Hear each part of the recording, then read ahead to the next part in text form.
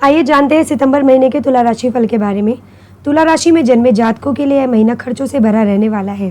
हालांकि आपकी आमदनी भी ठीक ठाक रहेगी, लेकिन खर्च जरूरत से ज़्यादा हो सकते हैं, जो आपको चिंता दे सकते हैं। इसके अतिरिक्त आपको अपनी स्वास्थ्य समस्या को गंभीरता से लेना होगा। बहुत समय हो गया है जब आपको लापरवाही बरतते हुए, लेकिन अब यह समय आ चुका है कि अब आप अपनी सेहत पर ध्यान दें, क्योंकि स्वास्थ्य समस्याएं आपको चारों तरफ से घेर सकती है और आपकी जरा सी लापरवाही आपके लिए नुकसानदायक बन सकती है।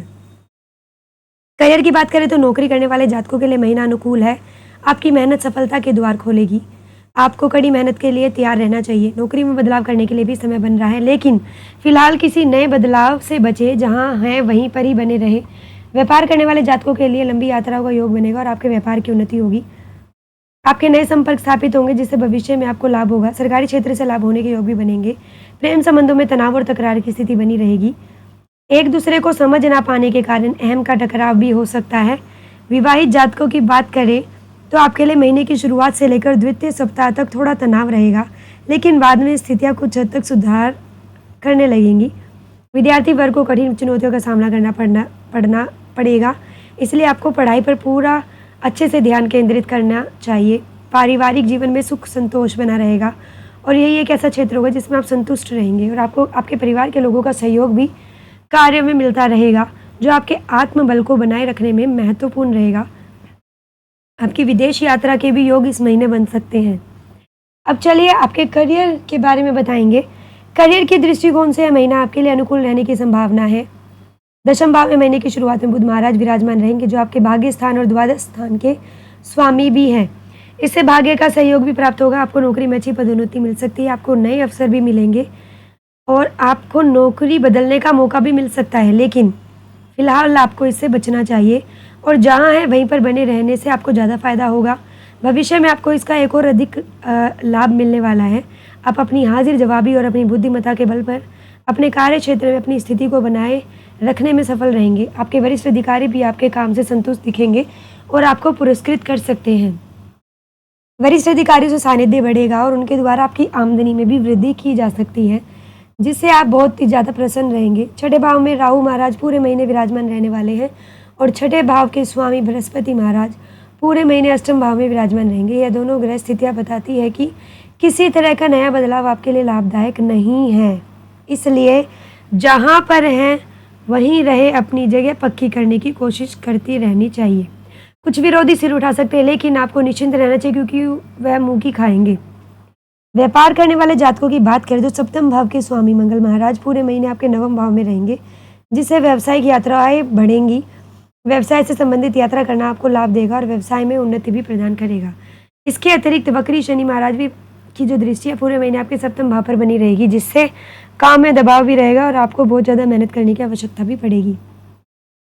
कई बार ऐसा लगेगा कि मेहनत करने के बाद भी परिणाम नहीं मिल रहे हैं, लेकिन आपको धैर्य रखना चाहिए। महीने के उत्तरार्ध में 18 तारीख को शुक्र महाराज आपकी राशि में यानी कि आपके प्रथम भाव में प्रवेश करेंगे और वहां से आपके सप्तम भाव को देखेंगे। यह समय व्यवसाय में और अच्छे बदलाव लेकर आएगा। व्यापार में अनुकूलता मिलेगी। कुछ नए व्यावसायिक संबंध स्थापित होंगे, जिनको आपके लिए जो बेहद ही लाभदायक रहेंगे और व्यवसाय में प्रगति होगी। अब चलिए आपके आर्थिक जीवन के बारे में बात करेंगे। यदि आपकी आर्थिक स्थिति को देखा जाए तो यह महीना खर्चों से भरा रहने वाला है। हालांकि आपकी आमदनी अच्छी होगी। महीने की शुरुआत में सरकारी क्षेत्र से भी लाभ मिल सकता है और वैसे भी आपको आमदनी लगातार प्राप्त होती रहेगी, लेकिन पूरे महीने राहु केतु का प्रभाव द्वादश भाव पर होने से आपके खर्चों में बढ़ोतरी रहेगी। देवगुरु बृहस्पति भी अष्टम भाव में बैठ के आपके द्वादश भाव को देखेंगे और आपके खर्चों को बढ़ाएंगे। और महीने के उत्तरार्ध में 16 तारीख से सूर्य भी द्वादश भाव में चले जाएंगे। इससे आपके खर्चे बढ़ेंगे, लेकिन दूसरी ओर शनि महाराज पूरे महीने एकादश भाव पर दृष्टि डालकर आपकी आमदनी को बनाए रखने में महत्वपूर्ण योग देंगे। मंगल की दृष्टि द्वादश भाव पर होने से खर्चों में कटौती का कारण बनेगी। इसके अतिरिक्त देवगुरु बृहस्पति दूसरे भाव में आपकी मदद कर सकते हैं। इस महीने विदेश यात्रा भी हो सकती है, जिसपे आपका खर्चा हो सकता है। हालांकि बाद में उससे आपको धन प्राप्ति भी होगी। आपको सावधानी के साथ आगे बढ़ना चाहिए। शेयर बाजार में निवेश करने के लिए यह समय उपयुक्त नहीं है, इसलिए अपने हाथ पीछे की चलाना ही बेहतर रहेगा। नौकरी करने वाले जातकों को धन लाभ होगा और आपकी तनख्वाह में वृद्धि भी हो सकती है। अब आपके स्वास्थ्य के बारे में बात करते हैं। स्वास्थ्य की दृष्टिकोण से महीना थोड़ा कमज़ोर रहने वाला है। जो ग्रहों की गठजोड़ बनेगा आपको सेहत के प्रति जागरूक बनाने के लिए तत्पर करेगा। पंचम भाव में वक्री शनि और उन पर सूर्य की दृष्टि होगी। द्वादश भाव में महीने की शुरुआत में शुक्र और केतु का एक साथ स्थित होना, छठे भाव के स्वामी बृहस्पति महाराज का अष्टम भाव में पूरे महीने विराजमान होना, यह सभी स्थितियां स्वास्थ्य को लेकर आपको यह संकेत दे रही है कि यदि आपने अब अपने बारे में नहीं सोचा और स्वास्थ्य को समय नहीं दिया तो आप किसी बड़ी बीमारी की चपेट में आ सकते हैं और परेशानियों से घिर सकते हैं। सेहत को स्वस्थ बनाए रखने के लिए आपको नई दिनचर्या अपनानी चाहिए। कोई बीमारी परेशान कर रही है तो तत्काल प्रभाव से उसका इलाज कराएं ताकि आपको समस्या ना हो। आपको पेट से जुड़ी समस्याएं विशेष रूप से और आंखों से जुड़ी समस्याएं परेशान कर सकती है। चलिए अब आपके प्रेम या वैवाहिक जीवन के बारे में बात कर लेते हैं। यदि आपका प्रेम संबंध की बात करें तो महीना तनाव और टकराव से भरा रहने वाला है। सूर्य और शनि आमने सामने का पंचम भाव पर प्रभाव आपके रिश्ते में अहम का टकराव लेकर आएगा। आप एक दूसरे को ठीक से समझ नहीं पाएंगे जिससे अहम का टकराव होता रहेगा और आपके लिए ये जो समय है वो अनुकूल नहीं कहा जा सकता है। आपको महीने के पूर्वार्ध में विशेष रूप से शांति और धैर्य का परिचय देना होगा। महीने के उत्तरार्ध में शुक्र आपकी राशि में प्रवेश करेंगे जो आपके दिल को प्यार से भर देंगे और सूर्य भी द्वादश भाव में चले जाएंगे तो शनि की दृष्टि से आप मुक्त हो जाएंगे। ऐसी स्थिति में प्रेम संबंधों में धीरे धीरे समानता आएगी और आपको अपने रिश्ते में प्यार बढ़ाने का प्रयास करना होगा। विवाहित जातकों की बात करें तो यह महीना आपके लिए कुछ हद तक अनुकूल रह सकता है। हालांकि पूरे महीने वक्री शनि की दृष्टि सप्तम भाव पर रहेगी जो थोड़ा सा जीवन साथी के व्यवहार को चिड़चिड़ा बनाएगी, लेकिन सप्तम भाव के स्वामी मंगल महाराज नवम भाव में विराजमान रहेंगे जिससे जीवन साथी साहस और पराक्रम के साथ अपनी सभी जिम्मेदारियों को पूर्ण रूप से निभाएंगे और आप उनके साथ कहीं लंबी यात्रा पर भी जा सकते हैं। आपस में समय बिताकर भी आप अपने रिश्ते को परिपक्व बनाएंगे। महीने के उत्तरार्ध में 18 तारीख से शुक्र प्रथम भाव में बैठकर सप्तम भाव को देखेंगे और आपके रिश्ते को रोमानियत से भर देंगे। आपके रिश्ते में अपनापन, निकटता और प्रेम होगा। इससे ज़्यादा आपको अपने रिश्ते में और किसी चीज़ की आवश्यकता ही क्या है।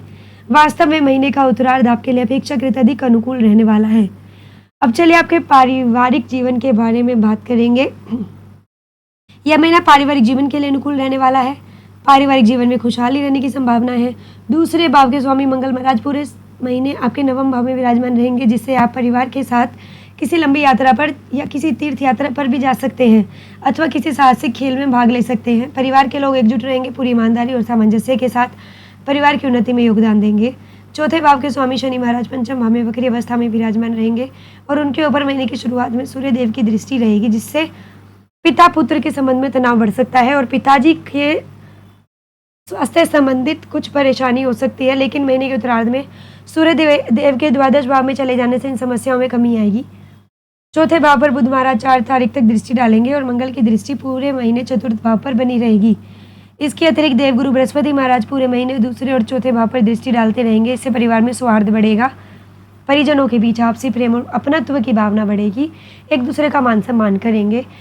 परिवार के वृद्ध सदस्यों का आशीर्वाद आपको हर काम में मिलेगा। आपके भाई बहनों को कुछ समस्याओं का सामना करना पड़ सकता है, ऐसे में आपको उनकी सहायता के लिए तत्पर रहना चाहिए। अब चलिए आपको कुछ उपाय बता दें हम। आपको शुक्रवार के दिन कन्या पूजन करना चाहिए।